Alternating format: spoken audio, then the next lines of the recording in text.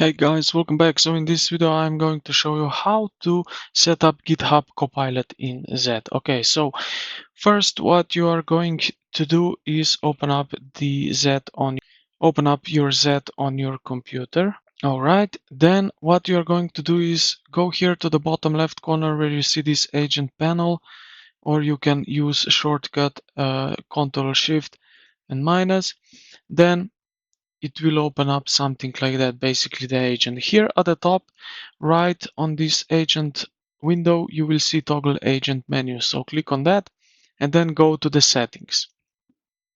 Alright, as you can see here we have LLM providers, so one of them is also GitHub Copilot Chat. So if you don't have this authorized yet, you will see here button where it says sign in. When you click that, you will be redirected here into this website, something like that, where you will see first one code, which you will need to copy.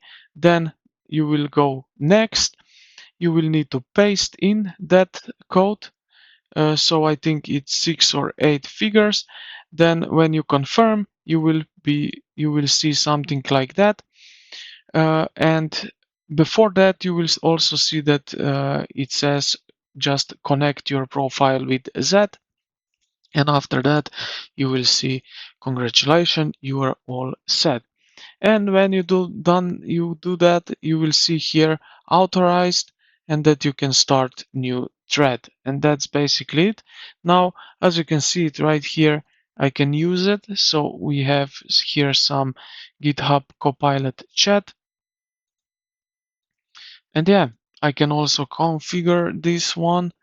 But yeah, this is how you can set up your GitHub Copilot in Z. I hope this video helped you out. If you did, consider to like the video and subscribe to the channel. Thank you for watching, and I will see you in the next one.